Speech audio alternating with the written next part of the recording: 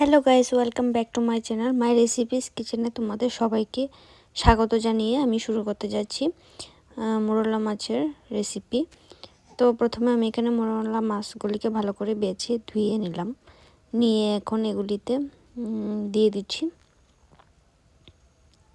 পরিমাণ মতো পেঁয়াজ কুচি, তারপর অল্প একটু পেঁয়াজ বাটা, তারপর দিচ্ছি আদা বাটা,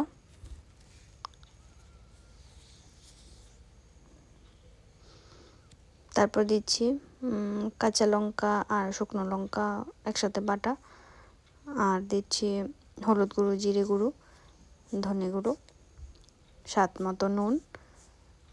তারপর এখানে দিয়ে দেব কাচ্চিখানি সরিষার তেল, দিয়ে এটাকে ম্যারিনেট করে নেব ভালো করে। তো তোমরা দেখতে পাচ্ছ আমি এখানে মাছটাকে ভালো করে ম্যারিনেট করে নিচ্ছি।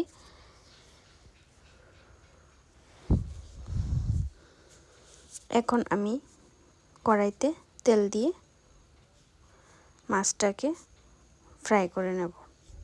তো এখানে কড়াইতে তেল দিয়ে দিলাম, আর একটুখানি সম্বারে মেথি দিয়ে তারপর পেঁয়াজ কুচি দিয়ে সম্বারটা দিয়েছি। এইভাবে করলে একটা ফ্লেভার আসে, খেতে খুব ভালো লাগে। তো পেঁয়াজ কুচিটা অল্প একটু ভেজে নিয়ে মাছটাকে দিয়ে দেব। তো এই মাছটাকে দিয়ে মাছটাকে হালকা ফ্রাই করে নেব হালকা।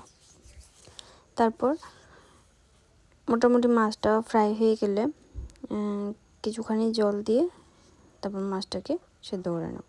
তো দেখতে পাচ্ছ আমি এখানে মাছটাকে এইভাবে ফ্রাই করে নিচ্ছি। মোটামুটি কালারটা চলে এসছে, মোটামুটি লাল লাল হয়েছে।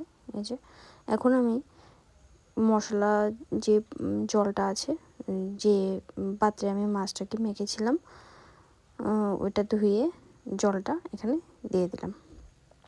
তো চলো ঝোলটা ফুটতে থাকুক। আর এদিকে আমি কিছুটা পরিমাণ ধনেপাতা কুচি করে নিয়েছি। তো ধনেপাতা কুচিটাকে এখানে আমি অ্যাড করে দেব, দিয়ে আরও একটুখানি বয়েল করে নেব মাছটাকে।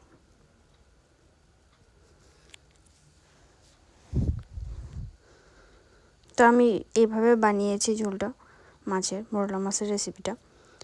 তো এটা খুব সুস্বাদু রেসিপি হয়। তো তোমাদের কাছে কেমন লাগলো তোমরা অবশ্যই কমেন্ট করে জানাবে। ভালো লাগলে চ্যানেলটাকে সাবস্ক্রাইব করে দেবে। দেখা হচ্ছে আবার অন্য একটি ভিডিওতে। ততক্ষণ পর্যন্ত টাটা।